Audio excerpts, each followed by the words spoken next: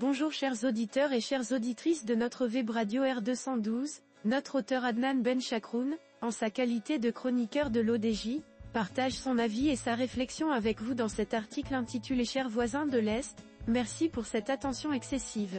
Le voici en podcast pour vous. Ben Chakroun entame son propos avec une touche d'ironie, soulignant l'ampleur des accusations souvent portées contre le Maroc de la manière suivante. Ah, nos chers voisins algériens. Leur imagination débordante et leur capacité à voir la main invisible du Maroc partout mériteraient un prix Nobel de la fiction géopolitique. Hélas, ce prix n'existe pas encore, mais à ce rythme, il suffira d'un ou deux nouveaux dossiers explosifs pour que l'Académie suédoise s'y penche sérieusement. Nous avons déjà tout entendu, le Maroc serait responsable des feux de forêt, de la sécheresse, du mauvais temps, et peut-être même de la disparition du sucre des rayons de certains magasins algériens. Mais pourquoi s'arrêter en si bon chemin ? Nous attendons avec impatience la prochaine révélation fracassante. Le Maroc aurait-il un lien avec le réchauffement climatique ? Après tout, si le Sahara s'étend, c'est sûrement un complot rabattu. Si les températures augmentent, c'est sûrement un sort jeté depuis Fès. Et si l'Algérie reçoit trop de pluie, c'est peut-être une vengeance météorologique calculée dans les laboratoires secrets de Casablanca. Avec un ton toujours sarcastique, notre ingénieur enrichit sa réflexion en imaginant des scénarios encore plus invraisemblables ainsi. Mieux encore, pourquoi ne pas accuser le Maroc d'être responsable de la disparition de la couche d'ozone ? Avec tout ce couscous que nous préparons, la vapeur générée doit sûrement affecter l'atmosphère, sans parler du phénomène El Niño. Il est fort probable que quelque part, un communiqué officiel algérien soit en préparation, pour révéler que les vagues de chaleur en Amérique du Sud sont en fait une conséquence directe d'une manipulation marocaine. Et si nous allions encore plus loin ?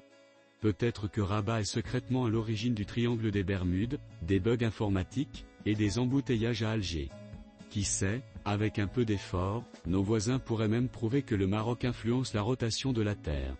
Il suffit d'un petit communiqué et d'un analyste en géopolitique quantique pour démontrer que notre pays aurait réussi à ralentir l'orbite terrestre, juste pour perturber la stabilité régionale. Finalement, nous devons admettre que cette obsession frôle le génie. Elle nous rappelle que, malgré les tensions, nos voisins de l'Est passent plus de temps à penser au Maroc qu'à leur propre avenir. En guise de remerciement, nous devrions peut-être leur envoyer une médaille d'honneur pour obsession diplomatique continue. En attendant la prochaine accusation sensationnelle, une chose est sûre, si le ridicule tuait, il y aurait déjà un sérieux problème démographique de l'autre côté de la frontière. Dans cette dernière remarque, l'auteur renforce sa critique avec une touche finale d'humour grinçant et amorce une chute ironique, jouant avec l'idée d'un aveu fictif ainsi. Maintenant qu'on y pense, on avoue tout. Oui, chers voisins, vous aviez raison depuis le début. Le Maroc contrôle bel et bien la météo, et nous avons un département secret spécialisé dans la manipulation des courants d'air. C'est nous qui soufflons sur vos parapluies pour les retourner, nous qui décidons si vous aurez trop de soleil ou pas assez. D'ailleurs, la disparition de la couche d'ozone ? C'était un test. Juste pour voir si quelqu'un allait s'en rendre compte. Notre chroniqueur développe ici cette fiction humoristique, en imaginant des scénarios absurdes de cette manière. Quant à El Niño, c'est effectivement un projet expérimental de nos chercheurs en océanographie ésotérique. Ils se sont un peu laissés emporter, on l'admet, et maintenant il faut gérer les conséquences. Et ne parlons même pas du réchauffement climatique, si la planète chauffe, c'est parce qu'on a voulu tester un tagine géant. Malheureusement, la sauce a un peu débordé, et on a perdu le contrôle des températures mondiales. Mais le plus grave dans tout cela, c'est que nous avons oublié d'informer le reste du monde de notre pouvoir. On aurait pu monétiser nos talents, vendre des services de modification climatique, influencer les marchés de l'énergie, et même faire pousser des dattiers sur la Lune. Mais non, on a préféré garder ça pour nous, juste pour le plaisir de voir votre réaction à chaque révélation. Avec humour, l'auteur souligne la dimension absurde de ces accusations, imaginant des scénarios encore plus extravagants en ces mots. Alors, à vous de voir, voulez-vous un hiver plus doux ? Une pluie sur commande ? Une brise légère pour rafraîchir vos soirées d'été ?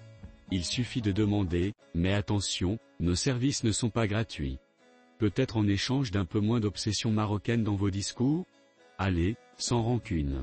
Après tout, si le Maroc est si puissant, autant en profiter, non ? Ben Chakroun clôt son article avec une touche finale de légèreté, soulignant le ton humoristique qui parcourt l'ensemble de son texte.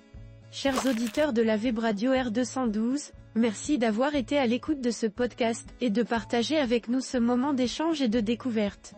Votre présence et votre fidélité sont notre plus belle récompense. On se dit à très bientôt, si vous le voulez bien. Avec toute notre gratitude, l'équipe de R212.